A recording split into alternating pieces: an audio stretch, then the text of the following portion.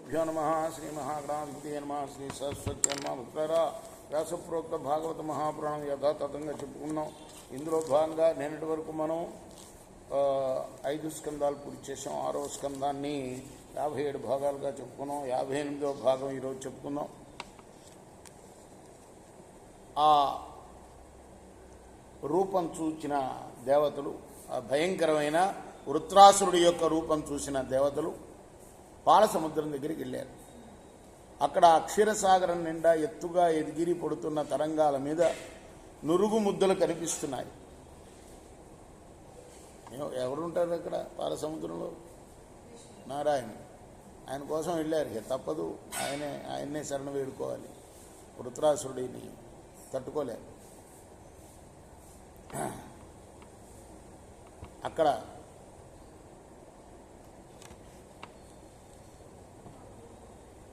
నురుగుల ముద్దలు కనిపిస్తున్నాయట. పాల నురుగులు పాల సముద్రంలో.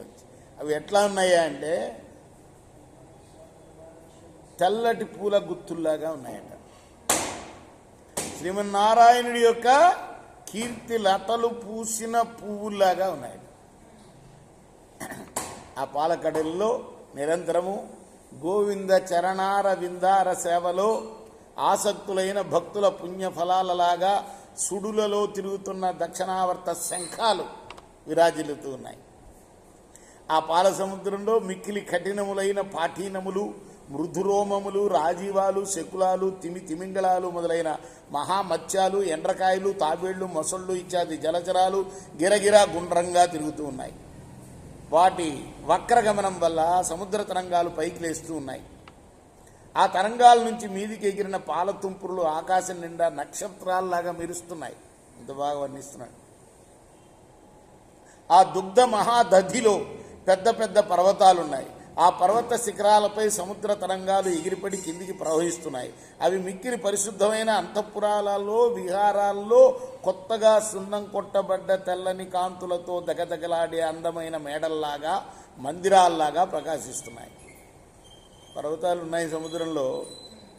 ఆ సముద్రాలకి, ఆ పర్వతాలకు తాకిన అలలు, ఆ వాటి తుంపురులన్నీ కూడాను పర్వతాల మీద పడుతుంటే అవి ఇలా ఉన్నాయంట. ఎట్లా? ఆకాశంలో వెలిగే నక్షత్రాల్లాగా. ఒక్కొక్క తుంపురు దాని మీద పడి కింద పడుతుంటే నక్షత్రాలు వెలుగుతున్నాయా ఈ పర్వతాల మీద, సముద్ర గర్భంలో ఉన్న పర్వతాల మీద? అట్లా ఉన్నాయా అని. అంటే వాటికి తాగి తరంగాలు అంత ఎత్తు ఎగురుతున్నాయి, ఆకాశంలోకి ఎగిరినట్టుగా ఎగురుతున్నాయి, తుంపుర్లు పడుతున్నాయి.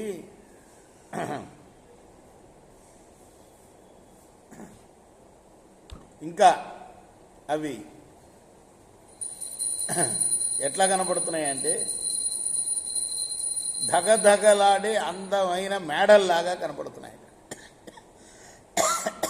తెల్లటి పాల నురుగు, పాలవు కదా, మామూలు నీళ్లు కాదు కదా, పాల సముద్రం కదా.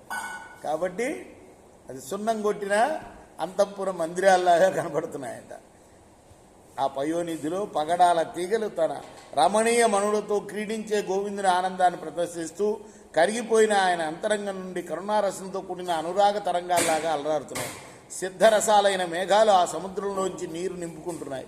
ఆ మేఘాలు పరస్పరం ఒరుసుకోవడం వల్ల సంభవించిన గంభీరమైన ఉరుములతో భూమి ఆకాశాలు దద్దరిల్లుతున్నాయి. సముద్ర మేఖల అయిన భూమికి సముద్ర జలాలు కొంగొత్త పట్టుచీరల్లాగా ఉప్పుతున్నాయి. విష్ణువు, శివుడు మొదలైన దేవతలకు అమృతాన్ని అందించే మహేశ్వర్యంలో కూడిన ఔదార్య సంపదగా ఆ పాల సముద్రం నిదానంగా ఉన్నది.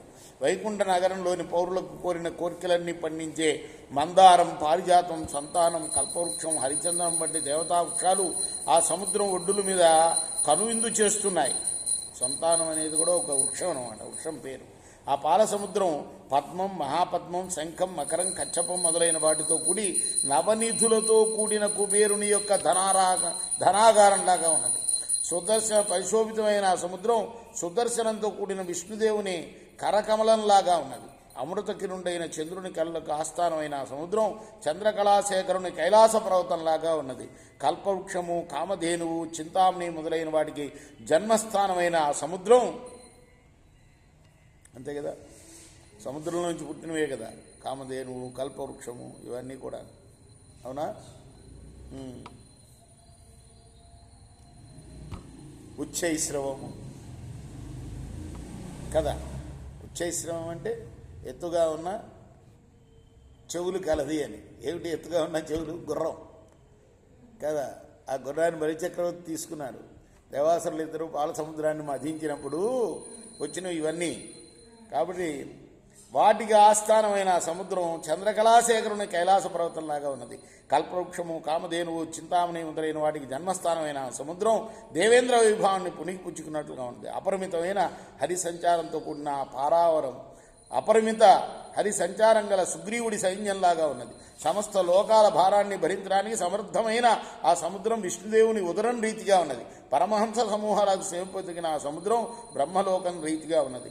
అనంత భోగ భాగ్యాలకు యోగ్యమైన ఆ సముద్రం పాతాళలోకంలాగా ఉన్నది. ఐరావతం, లక్ష్మీదేవి, రంభ మొదలైన వారి పుట్టుకు కారణమైన ఆ సముద్రం ఐరావతంతో, మాధవీ లతలతో, రంభా తరువులతో కూడిన నందనవనంలాగా ఉన్నది. ఆ సముద్రం మెరుపు తీగల సమూహంలాగా మేఘాలని అంటుతున్నది. హరినామ కీర్తనంలాగా నిర్మల స్వభావం కలిగి ఉన్నది.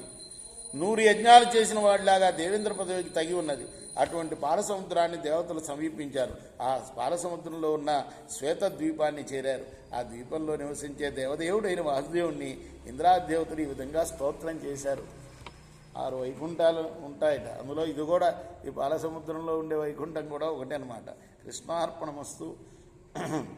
రేపు మనం 59వ భాగం చెప్పుకుందాం. శ్రీ సదానంద సద్గురు సాయినాథ్ మహారాజ్ की जय। चकोरा हार्दिक सद्गुरुनाथ देव साईनाथ पांचभूत